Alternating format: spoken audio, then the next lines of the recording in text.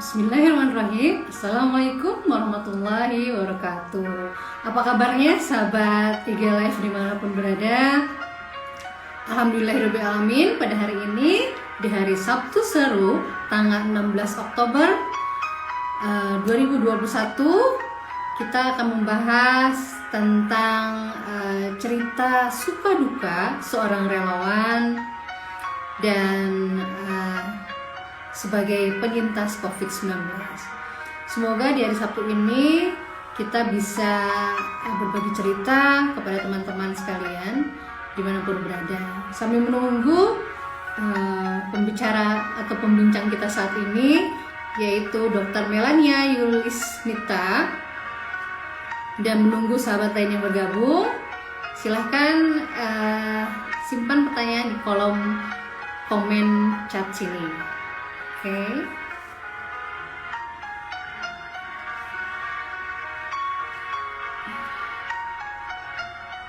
Alhamdulillahirrahmanirrahim. Sampai masih menunggu.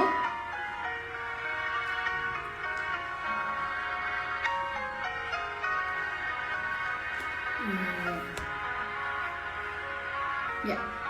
Alhamdulillah Dokter Melania sudah bergabung di acara kita ini. Yuk kita invite Dokter Melania sekarang. Kita ngobrol langsung bersama Dokter Melania, dokter relawan tim vaksinasi Bandung, Cimahi, dan luar kota termasuk Indonesia. Dan beliau juga adalah penyintas dari C19 atau COVID-19. Yuk kita undang atau invite Dokter Melania-nya.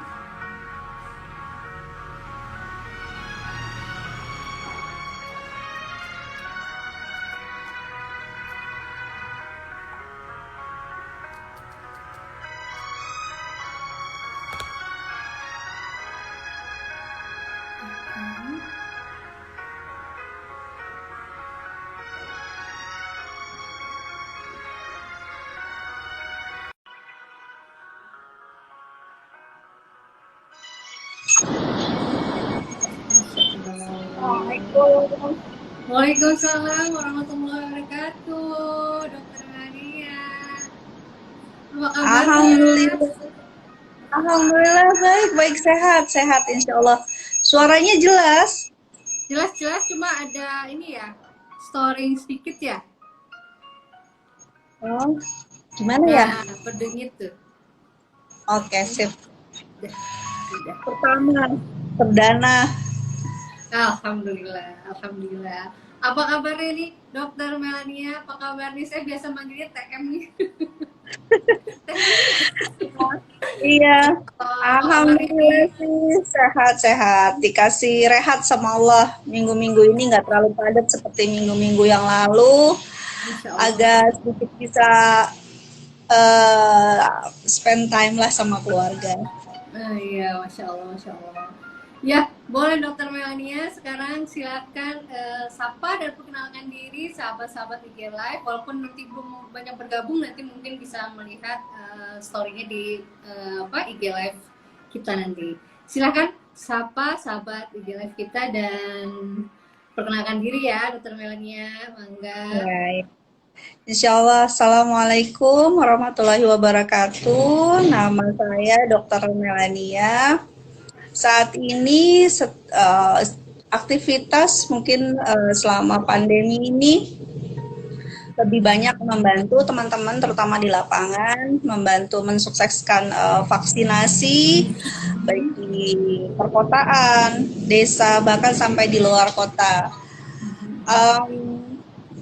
Biasanya sih kami lakukan bersama-sama ya, ada satu tim, ada mahasiswa, ada relawan IT, kita satu tim semuanya. Ada nakes, mungkin dari presentasi satu tim itu nakesnya sekitar 50-60%, 40%-nya mahasiswa, mahasiswi, terus kemudian relawan IT dari usia 20, 18, bahkan ada SMA pelajar sampai usia sepuh itu juga ada. Masya Allah. Iya, iya. Banyak sekali pengalaman dan sangat inspirasi sekali ketika kita dinamika di lapangan itu dihadapkan kurang lebih sejak vaksinasi, giat vaksinasi masal berarti sekitar bulan Maret ya, start April itu, Maret April kita mulai di situ.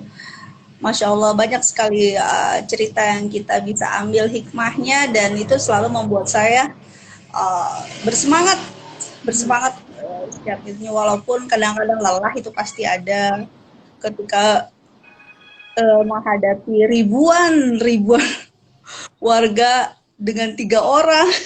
Wow, masya Allah itu betul-betul yang tapi ya saya betul-betul sejak mengikuti hipnoterapi itu ilmu yang saya dapatkan adalah selalu berusaha melihat semua permasalahan ataupun dinamika kehidupan itu dari segi yang positif. Itu yang sangat mempengaruhi saya. Bahkan ketika kita sudah capek, lelah, terus intrik-intrik di lapangan itu banyak, itu membuat saya harus berpikir lagi. Selalu diterapkan. Masya Allah, ilmunya sangat bermanfaat sekali, Dokter Yana. Masya Allah, Masya Allah, Allah Akbar. Iya, iya. Dokter Melania, Masya Allah. Ini ceritanya aja judulnya kita membahas tentang suka duka seorang relawan ya. Nah, sebelum kita membahas tentang sukanya, apa yang menjadi duka dari menjadi seorang relawan COVID-19 atau vaksinasi COVID-19 ini? Bisa cerita, Dokter Melania? Oke, dukanya mungkin ketika saya dengar dari teman-teman saya yang ada di Aceh, relawan ketika kita mendapatkan penolakan, itu ada seorang nakes dokter itu betul-betul saat itu saya dengar sendiri bagaimana mereka ketakutan sekali ketika yang saya bayangkan saat itu seperti biasa kita kalau ada satu tim itu minimal kita punya estimasi berapa orang gitu karena kan tidak mungkin nakes saja, ada tim IT-nya, terus kemudian ada berbagai macam elemen, nggak bisa hanya nakes. Dukanya ketika warga sudah banyak kumpul sampai ratusan sampai ribuan, kalau sudah ya, seperti itu jam terlalu panjang, panitia kurang bisa memaksimalkan artinya mengatur flow daripada warga yang masuk, kemudian yang di dalam itu antrian sudah terlalu lama, perut lapar, wah itu sudah makian semua itu campur jadi satu. Wah, ada yang tidak terima kan tidak semua orang itu bisa divaksin. Ada hal-hal kriteria yang kita harus istilahnya pedoman yang kita sebagai nakes itu sebagai relawan yang harus kita patuhi selama di lapangan. Tapi memang bagaimana kita mengedukasi masyarakat itu tidak mudah dan intriknya yaitu yang kalau saya pribadi sih belum pernah ya sampai mendapatkan kekerasan. Tapi kalau sekedar secara verbal itu pernah. Tapi kalau secara fisik enggak. Mungkin untuk teman-teman saya yang di daerah yang kemarin saya dengar itu relawan yang ada di Aceh itu terutama yang di Aceh, kemudian yang saya tahu di Aceh itu betul-betul strateginya luar biasa sekali bagaimana menghadapi pemahaman masyarakat tentang vaksinasi itu sendiri. Bahkan beberapa nakes sampai mereka ada istilahnya mendapatkan perlakuan yang tidak menyenangkan gitu, bukan secara verbal tapi secara physically. Dan itu tugasnya tidak hanya nakes, tapi bagaimana semua elemen masyarakat membantu atau mengedukasi warga bahwa vaksinasi ini adalah sesuatu yang sangat penting sekali di era pandemi ini. Dan itu tidak mudah sama sekali. Ya, mungkin untuk di perkotaan sistemnya bagus ya, sudah bagus dari pemerintah, kemudian berbagai elemen masyarakat itu membantu sehingga dengan mudah hanya tinggal berkumpul di sentra vaksinasi, warga datang.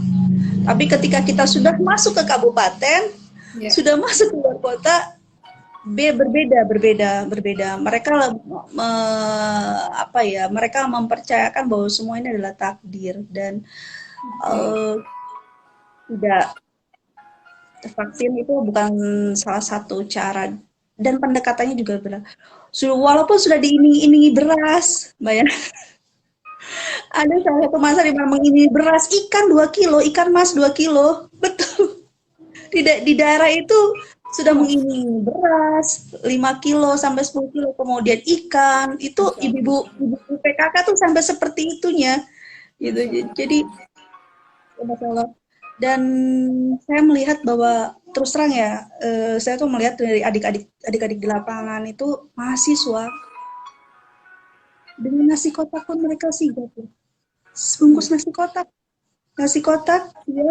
siang dan siang pagi mereka tidak makan itu mahasiswa tuh saya terbantu sekali dengan mahasiswa-mahasiswa yang ini yang mereka bilang oh daripada daring kita bosen mending kita bantu IT-nya atau dia bantu sebagai asisten daripada nakes itu Oke. betul-betul masya Allah saya cuma selalu ketika selesai aktivitas saya selalu bilang bahwa kalian itu di antara generasi yang sekarang lebih suka bermedsos mereka lebih suka meluangkan waktu subuh-subuh sudah berangkat dari kos-kosan dan mereka bantu.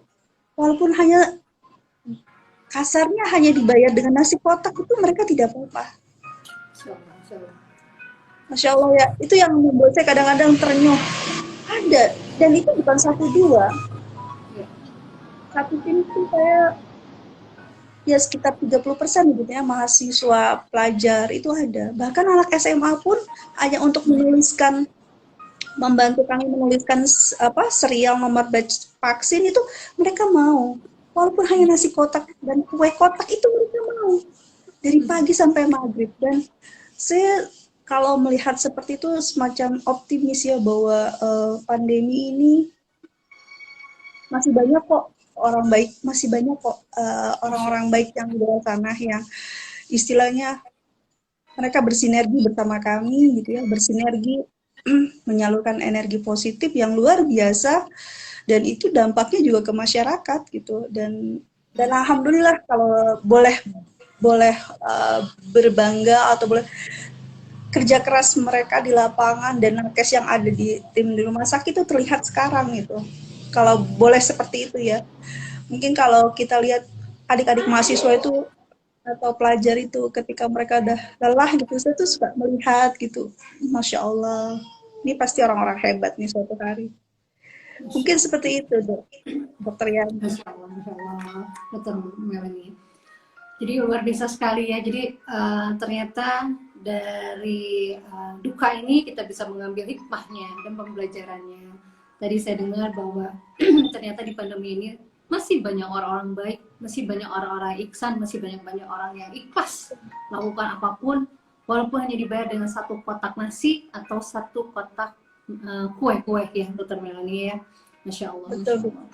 Ya, dari kejadian ini, menurut Dokter Melania, apa yang membuat Dokter Meni atau Dokter Meni, Dokter Meni mengambil keputusan untuk menjadi seorang relawan ini? Apa yang membuat atau tergugah hati untuk menjadi seorang relawan? Selain Dokter Meni, misalnya teman-teman lainnya, apa yang membuat tergugah menjadi seorang relawan ini kira-kira? Ya tentunya orang-orang baik ya salah satunya Dokter Meni. Tapi apa yang membuat Ada kekuatan satu untuk menjadi seorang relawan itu? mungkin saya tidak pernah aktif ya terlalu aktif sekali di hipnoterapi tapi terus terang ilmunya tuh saya selalu saya update apalagi setelah saya mendapatkan pelatihan itu saya percaya bahwa energi kebaikan yang kita salurkan kapanpun dimanapun itu akan berbalik kepada kita jadi di masa-masa saya setelah menjadi relawan itu ada masa saya diuji sama Allah itu dititipkan virus COVID ini. Di saat itu begitu banyak kemudahan yang saya terima, yang saya tidak pernah kira bahwa kemudahan itu sebagai saya seorang penyintas itu saya dapatkan gitu. Kalau saya mau cerita ya, kenapa motivasi apa sih sebenarnya saya kok motivasinya mungkin saya hanya ingin saya percaya bahwa energi kebaikan itu pasti akan berpulang kepada kita. Tidak langsung cash suatu hari atau bahkan kita tidak akan pernah tahu kapan itu akan berbalik kepada kita. Dan itu luar biasa sekali yang saya percaya sampai hari ini. Jadi setelah saya ikut pelatihan itu selalu saya terapkan di keluarga ataupun pasien bagaimana hipnoterapi itu, bahwa bagaimana kita istilahnya mensuges diri kita sendiri untuk lebih lebih apa ya istilahnya lebih positif melihat segala sesuatunya.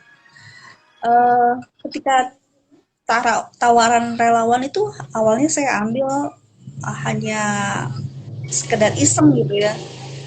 Terus kemudian, tapi saya percaya bahwa ketika kita melakukan suatu kebaikan, apapun itu, sekecil apapun, percayalah, yang di atas itu akan mengembalikannya cash kepada kita. Insya Allah. Apapun. Dan itu saya rasakan ketika saya menjadi penyintas. Begitu banyak kemudahan. Begitu banyak kemudahan. Itu langsung cash. Ketika saya di sisi lain saya menkontribusikan ilmu yang saya dapatkan selama bangku kuliah, kemudian ilmu dari mana-mana yang saya dapatkan, itu secara sukarela, Allah pun akan membalas ketika kita mengalami istilahnya kesedihan, Allah akan balas, kita memudahkan semuanya. Dan setelah saya setelah saya sembuh, itu lebih giat lagi, dan kebaikan itu balik lagi terus, circle-nya seperti itu. Dan ya Masya Allah, sampai saya pernah ditanya, saya pernah ada satu momentum, saya dari jam 6 pagi sampai jam 9 malam hanya dua dokter, kita menangani 1.350 di daerah Bandung Timur dengan salah satu instansi pemerintah. Saya kaget banget melihat antusias masyarakat sekitar 1.500 orang dengan dua.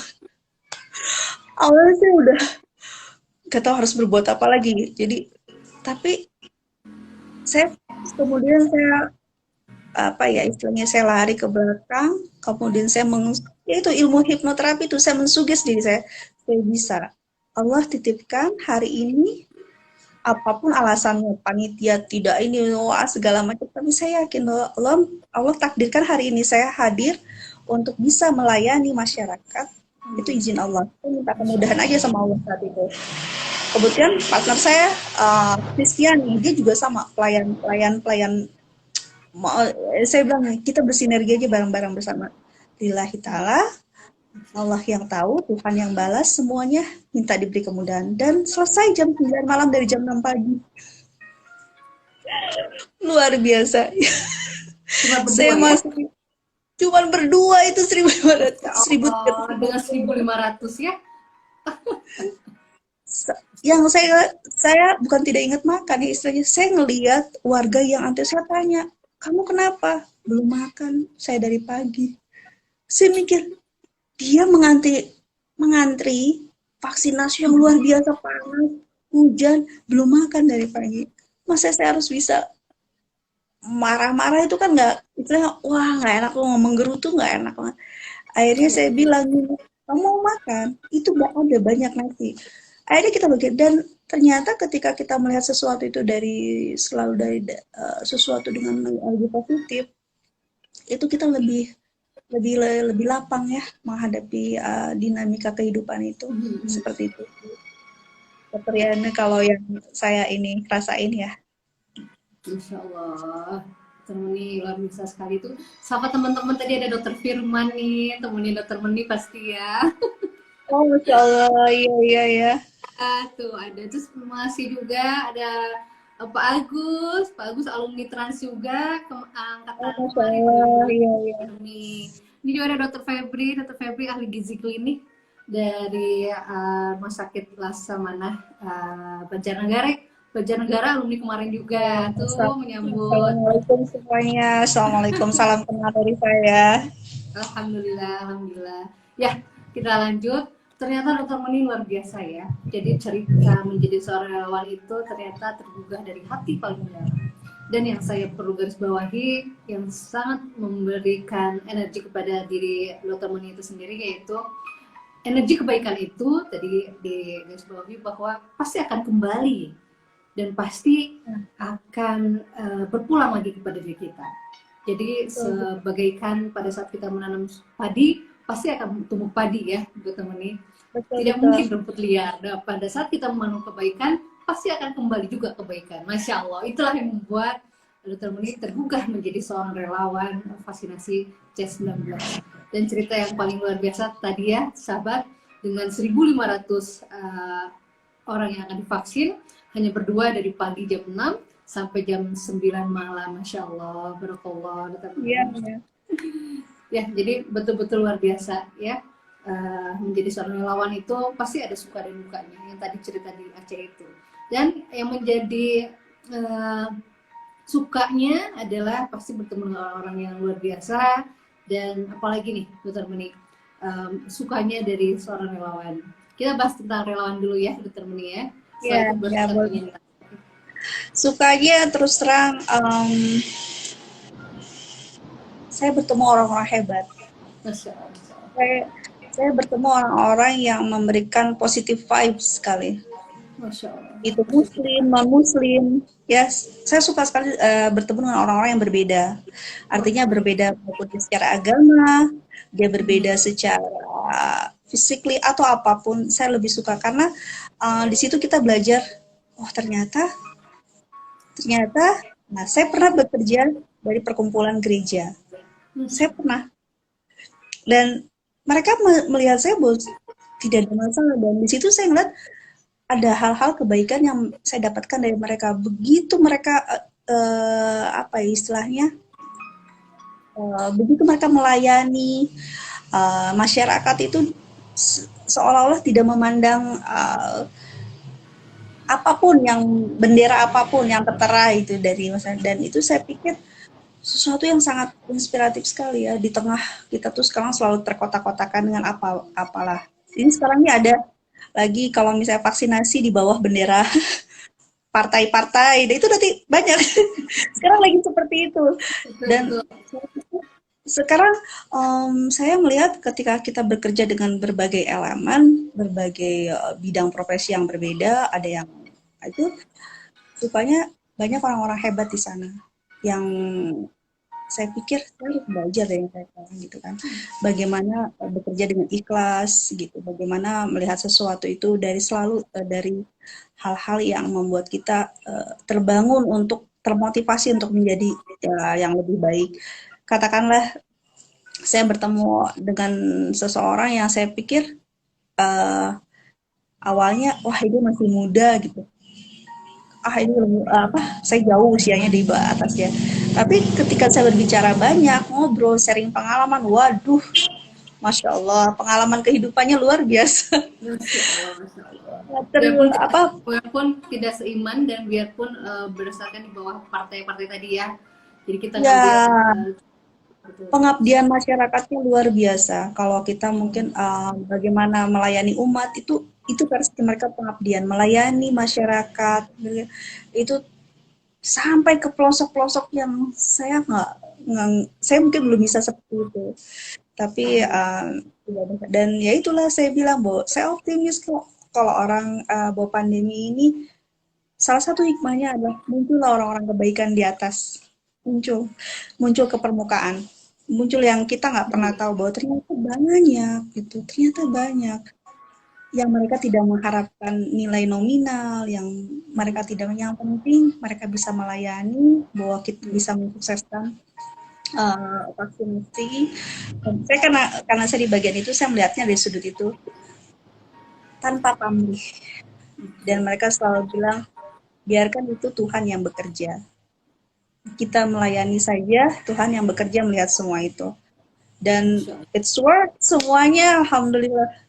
Ya itulah, jadi ya itu, jadi kebaikan yang kita salurkan, energi positif yang kita lakukan, maka akan berbalik ke kita dan semesta sepertinya menyambut semua itu. Masya Allah, seperti itu mungkin ya. betul betul betul luar biasa. Saya sampai merinding Dokter Meni itu mendengarnya. Aduh, luar biasa sekali ya. Pada saat cerita-cerita yang luar biasa, bahkan dari orang yang tadi ya, yang kita tidak sangka. Kita belajar dari pengalaman hidupnya, kita belajar dari orang-orang hebat yang memancarkan positif vibes tadi ya. Luar biasa. Iya, iya, Dokter Yani. Ya, ada satu lagi yang ini Dokter Meni yang menjadi topik judul ini adalah menjadi penyintas. Nah, menjadi penyintas COVID-19. Pada saat saya mendengar cerita bahwa Dokter Melania juga sempat menjadi LC, LC lulusan COVID. Lulusan COVID. Ya, sekarang katanya LC nih Dokter Meni. Ya, LC ini apakah hanya Dokter Meni ataukah keluarga saja Dokter Meni tidak, ataukah Dokter Meni pun terpapar pada saat keluarga semua terkonfirmasi positif COVID? Betul. Awal itu, Masya Allah ya, saya tidak menyangka kalau saya kena gitu kan. Saya tidak sama sekali tidak pernah menyangka bahwa saya bisa kena karena, wah, ya mungkin semua nakes atau tahu lah prosedurnya seperti apa. Tidak pernah, istilahnya tidak pernah melupakan tentang prokesnya. Awalnya anak saya yang paling kecil demam. Saya pikir demam biasa karena anak saya pun sudah paham tentang prokes dan segala macam. Saya mikir awalnya dari mana bisa kena? Sudah mulai kok bisa kena ya? Kenapa Allah itu memberikan saya kesempatan untuk mengenal virus ini? Itu satu pertanyaan yang pertama. Ketika semua dites positif satu keluarga. Saya, suami, dan anak dua. Penyangkalan sudah mulai, dan saya sudah memikir kenapa Allah kasih, padahal saya sudah menjalankan semua istilah syariatnya, bagaimana ini semua, anak-anak pun sama, kok bisa kecolongan, itu yang menjadi pertanyaan. Tapi saat itu tuh, saya tergerak, saya buka video YouTube yang Dokter Yana yang saat pandemi itu, Masya Allah, boleh percaya, boleh tidak. Bisa sampai 5-10 kali saya putar. Sampai saya nangis. Dan itu kekuatannya luar biasa. Memang saya, Dokter Yana, terus kemudian YouTube tentang hipnoterapi, bagaimana kita sugesti diri kita, terus apa yang ilmu tapping itu, terus yang dari sini, dan itu saya ajarkan ke anak saya umur 10 tahun. Ke suami saya juga. Masya Allah. Saya sampai begini. Itu saya tidak luar biasa ilmu itu. Amal jariah Dokter Yana dan guru-guru yang lain. Betul. Dan saat itu 1-2 hari itu saya down.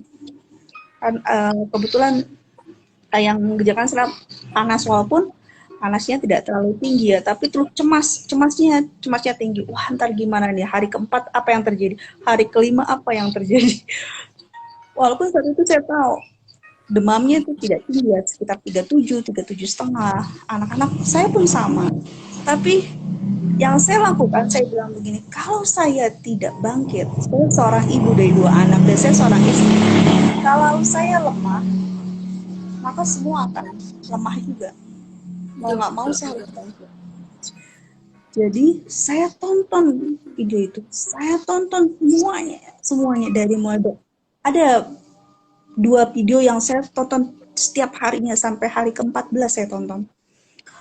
Setiap hari berulang. Bagi saya mengugas diri saya, Masya Allah itu luar biasa kekuatannya. Anak saya yang 10 tahun, 3 hari selesai. Masya Allah, kuatnya Allah, 3 hari selesai. Selesai. Mau dia bilang ini, Bunda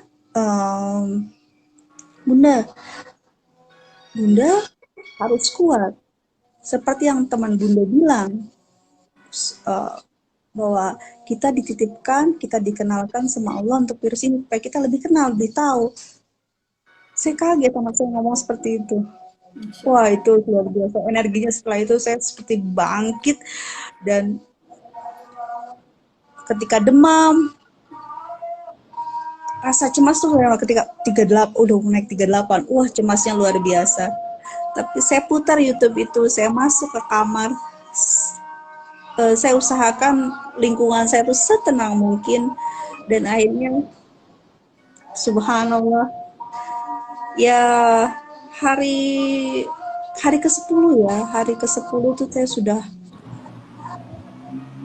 recovery-nya cepat sekali, masya Allah. Dan hari ke-15 sudah aktivitas normal kembali.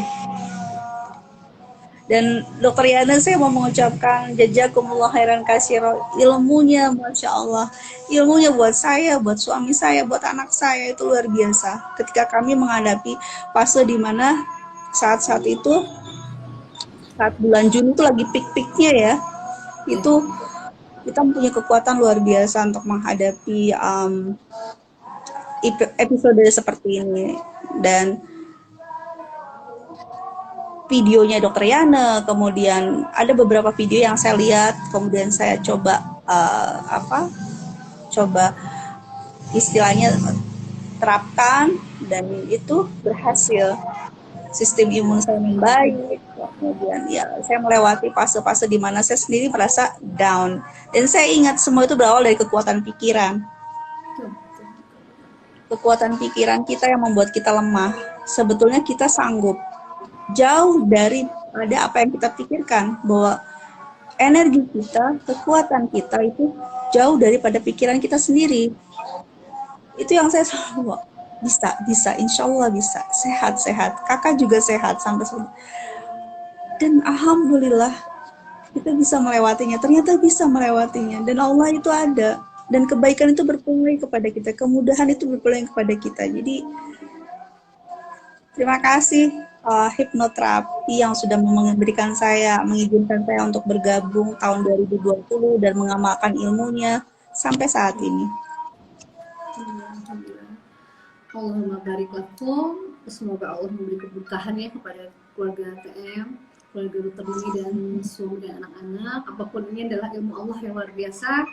Apapun ini adalah ilmu Allah, dan arsitek luar biasa adalah Allah. Dan yang luar biasa pada yang saya bisa ambil yaitu bahwa kekuatan energi tubuh itu berawal dari kekuatan pikiran itu sendiri.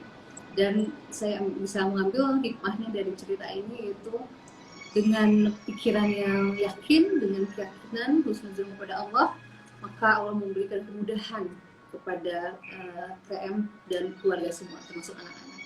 Dan yang membuat saya terenyuh itu tadi pada saat anaknya Dokter Muni mengatakan seperti itu, dan ternyata 3 hari selesai, itu membuat saya terenyuh, masya Allah. Anak itu, kita ternyata bisa belajar dari anak kita sendiri ya, Dokter Muni ya, masya Allah. Ya betul Dokter Yani, karena dia juga melihat, dia kan kita bisa melihat, karena kan kita sekamar gitu, terus dia melihat apa yang dilihat, terus kita dengarkan bareng-bareng, terus mencoba relaksasi, dan semua ternyata itu masuk. Dan mungkin Dokter Yana harus upload video yang lebih sering lagi. Betul. Tidak semua orang yang penonton itu lebih speak up. Ini kayak saya, mungkin saya tuh lebih tidak saya menonton sering, tapi atau tidak pada saat, mungkin ada saat momentum saya bilang, saya tuh nonton loh sampai 10 kali pada saat itu, sampai setiap hari saya berulang-ulang terus, karena saya ingin mensuges diri saya sendiri. Saya bantu, ada yang istilahnya, ada yang guidance-nya, ada yang memberikan petunjuknya, seperti ini loh, seperti ini. Dan ternyata emang berhasil, masya Allah. Sampai video siapa ya selain Dokter Yana, ada beberapa video yang saya lihat di YouTube itu tentang hipnoterapi dan bagaimana merilis rasa kecemasan gitu ya. Dan saya pikir, wah, itu kekuatan pikirannya itu, masya Allah, masya Allah. Ya itu mungkin ya. Saya dukung video-videonya. Ya, alhamdulillah Dokter Muni, mudah-mudahan menjadi manfaat untuk semua, dan tentunya menjadi jariah juga bagi Dokter Muni dan keluarga telah mengaplikasikan dan membagikan kepada semua Dokter Muni.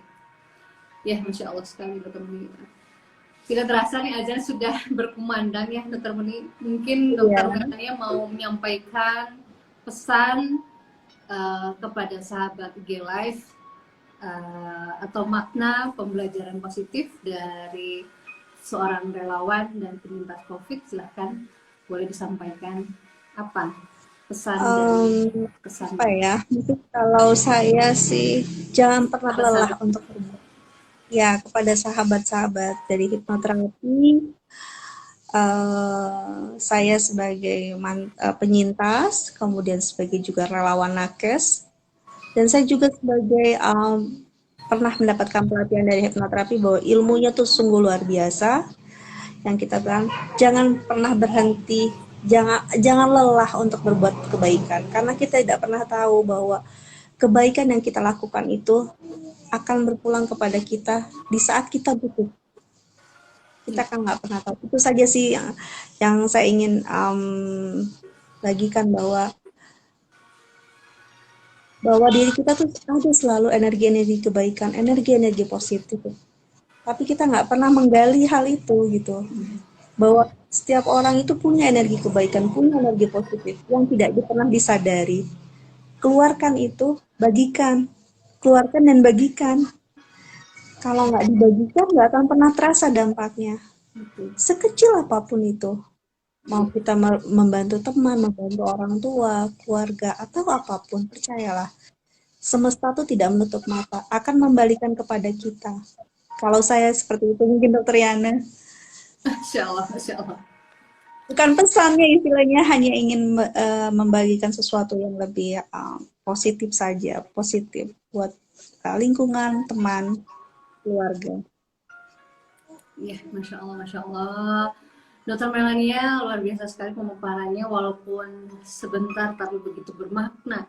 Dan ternyata dengan cerita ini membuat kita semua teman-teman dan sahabat tahu bahwa di sudut sana, di bagian sana, di Indonesia maupun di Bandung ada orang-orang yang uh, pro dan kontra dengan vaksinasi. Dan ada juga orang-orang yang mempunyai jiwa yang penuh kebaikan, walaupun tadi ya hanya dibayar dengan satu dus nasi maupun atau satu dus kue seperti tadi. Masya Allah, terima kasih Dokter Melania atas sharingnya luar biasa. Mudah-mudahan sharing ini menjadi manfaat untuk kita berdua, untuk teman-teman, dan selalu membagikan positive vibes-nya untuk semua, Dokter Melania. Terima kasih, Amin. jazakallahu khairan. Barakallahu Amin. fikum. Salam untuk keluarga Dokter Melania. Terima kasih dan Sama-sama. sampai ketemu lagi. Wassalamualaikum warahmatullahi wabarakatuh, Dokter Melania. Waalaikumsalam warahmatullahi wabarakatuh. Masya Allah, Masya Allah. Alhamdulillah Rabbil Alamin. Alhamdulillah ala kulli hal. Hari ini di Sabtu Seru, di acara Ngobras, ngobrol bersama para pakar alumni Trans Hypnotherapy Education Center. Dan hari tadi barusan telah kita membahas tentang suka duka menjadi seorang relawan dan penyintas COVID-19. Sahabat dan rekan luar biasa, ada hikmah, makna, maupun pembelajaran positif dari pembicaraan kita tadi, di mana akhir kata dari Dr. Melania sebagai relawan dan penyintas COVID, bahwa jangan pernah lelah, bahkan selalulah bersemangat untuk berbagi kebaikan. Keluarkan kebaikan, bagikan kebaikan. Keluarkan kebaikan, bagikan kebaikan. Sedikit pun, sekecil apapun, bagikanlah ilmu yang kita dapat kepada siapapun. Niscaya apapun kebaikan itu akan kembali kepada diri kita, cepat atau lambat pada saat kita membutuhkannya. Masya Allah, terima kasih yang sudah bergabung. Jazakallahu khairan, jazakallahu khairan untuk teman-teman dan sahabat. Dan kita insya Allah ketemu lagi di Sabtu depan di acara Ngobras, Ngobrol Asik Tuntas bersama para pakar alumni Trans Hypnotherapy Education Center Bandung. Terima kasih. Wassalamualaikum warahmatullahi wabarakatuh. Happy weekend.